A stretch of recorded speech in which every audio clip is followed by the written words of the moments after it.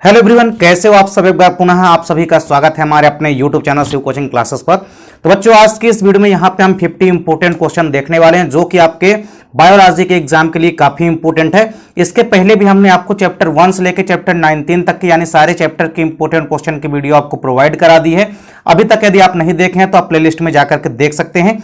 ये जो वीडियो है इसमें हम 50 इंपोर्टेंट क्वेश्चन पूरे चैप्टर से आपको जो 50 इंपोर्टेंट क्वेश्चन है, जो बच्चा बिल्कुल भी अभी तक नहीं पढ़ा वो भी इन 50 क्वेश्चनों को अगर अच्छे से तैयार कर लेता है तो डेफिनेट रूप से वो भी पेपर अच्छे से निकाल लेगा। तो चलिए सीधे वीडियो को स्टार्ट करते हैं। सबसे पहले आपको पहला इंपोर्टेंट क्वेश्चन तैयार करना है। वर्गीकरण की द्विनामकरण तथा त्रिनामकरण पद्धति को एक्सप्लेन करना है, ठीक है। साथ ही साथ आपको वर्गीकरण की जो प्राकृतिक व कृत्रिम वर्गीकरण पद्धति है इसको भी आपको एक्सप्लेन कर लेना है। फिर इसके बाद आपको अगला क्वेश्चन तैयार करना है, वर्ग की पदानुक्रम क्या है, ठीक है। इसको आपको विस्तार पूर्वक एक्सप्लेन करना है। फिर हर्बेरियम तो खैर ये आपके कोर्स से हट गए, इसको आपको तैयार नहीं करना है। अगला क्वेश्चन है कवकों तथा शैवालों के सामान्य लक्षण लिखना है और इनके मध्य अंतर भी आपसे पूछा जा सकता है।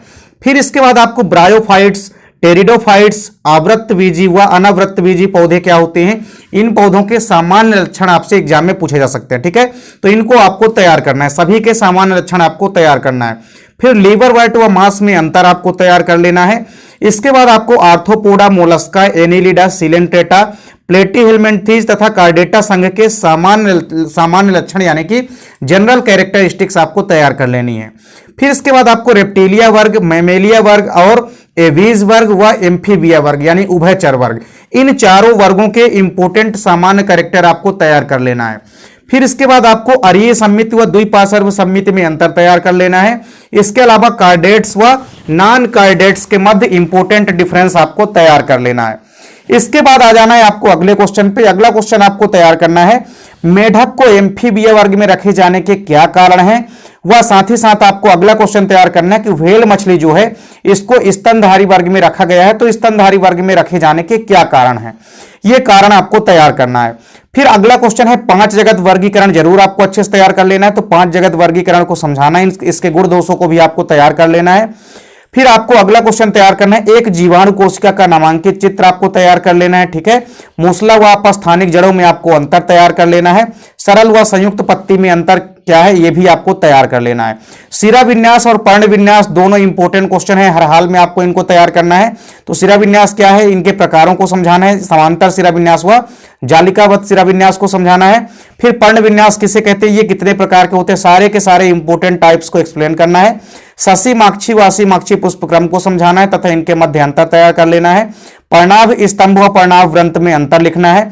विषम पर्णता या हेट्रोफिली क्या होती है एक्सप्लेन करना है। जाइलम व फ्लोयम के कार्यों को तैयार कर लेना है। संवहन मंडल क्या होते हैं, इनके प्रकारों को समझाना है। बंद और खुला संवहन मंडल क्या होता है ये आपको एक्सप्लेन करना है, ठीक है। इसके बाद पैरेन्काइमा तथा कोलेन्काइमा ऊतकों के क्या क्या इंपोर्टेंट कार्य होते हैं ये आपको तैयार करना है। फिर इसके बाद 2 इंपोर्टेंट डिफरेंस तैयार कर लेना है, अस्थि व उपास्थि में अंतर लिख लेना है। इसके बाद टेंडन व लिगामेंट में अंतर आपको तैयार करना है। फिर आपको अगला क्वेश्चन तैयार करना है, जंतु ऊतक के सभी प्रकारों को एक्सप्लेन करना है, ठीक है। जितने भी एनिमल टिश्यू होते हैं इन सभी एनिमल टिश्यू के टाइप्स को आपको तैयार कर लेना है। पादप व जंतु कोशिका का नामांकित डायग्राम आपको तैयार कर लेना है तथा साथ ही साथ इनमें अंतर भी आपको तैयार कर लेना है, ठीक है, कि पादप कोशिका और जंतु कोशिका में क्या क्या अंतर है। फिर प्रोकैरियोटिक व यूकैरियोटिक कोशिका आपसे बननी चाहिए, इनमें क्या क्या डिफरेंस है ये आपसे जरूर बनना चाहिए। इसके अलावा प्लाज्मा झिल्ली का द्रव मोज़ेक मॉडल आपसे एक्सप्लेन करते हुए आना चाहिए।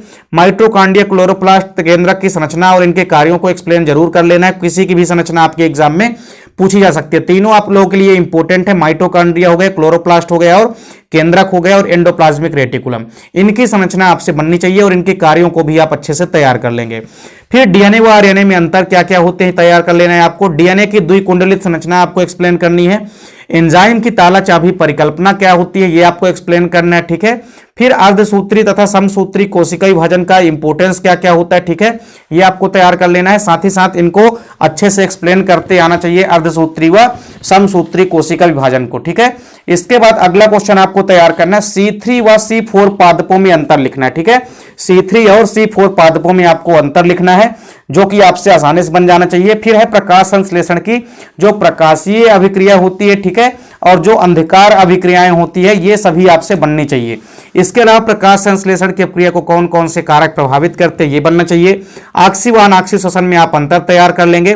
ग्लाइकोलिसिस की क्रिया आपसे बननी चाहिए, ठीक है।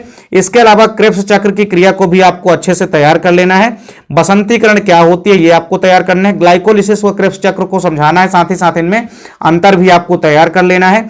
दीप्तकालिता क्या होती है, इसके कौन कौन से प्रकार होते हैं ये भी आप लोग एक्सप्लेन कर लेंगे। फिर जितने भी प्लांट हार्मोन्स हैं जैसे आपके ऑक्सिन हो गए, जिब्रेलिन हो गया, साइटोकाइनिन तथा एब्सिसिक अम्ल हार्मोन्स हो गए, इनके सभी के कार्यों को तैयार कर लेना है अच्छे से। फिर रक्त में परिवहन, रक्त में आप देखेंगे O2 और CO2 का परिवहन कैसे होता है ये आपको एक्सप्लेन करना है। रक्त व लसिका में अंतर आपको तैयार कर लेना है। बंद व खुला परिसंचरण तंत्र क्या होता है ये आपको एक्सप्लेन करना है, ठीक है। इसके बाद आपको अगला क्वेश्चन तैयार कर लेना है। मानव हृदय का सचित्र वर्णन आपसे बनना चाहिए, ठीक है। इसके अलावा धमनी व सिरा में अंतर आपको अच्छे से तैयार कर लेना है। फिर मानव उत्सर्जन तंत्र का नामांकित डायग्राम अच्छे से एक्सप्लेन करके जाना है। नेफ्रॉन की संरचना जरूर तैयार कर लेनी है भैया। इसके अलावा अमीनोटेलिक, यूरियोटेलिक तथा यूरिकोटेलिक जंतुओं को उदाहरण सहित आपको समझाना है। पेशी संकुचन की क्या क्या क्रिया विधि होती है, ठीक है। संधि किसे कहते हैं, संधि के जितने भी प्रकार हैं ये आपको एक्सप्लेन करना है। माइकोप्लाज्मा की संरचना आपसे बननी चाहिए।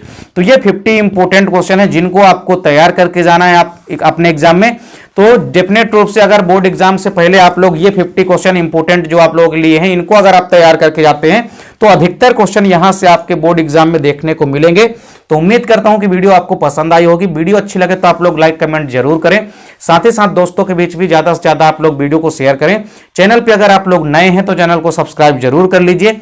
मिलते हैं आप लोगों से नेक्स्ट वीडियो में, तब तक के लिए जय हिंद, वंदे मातरम।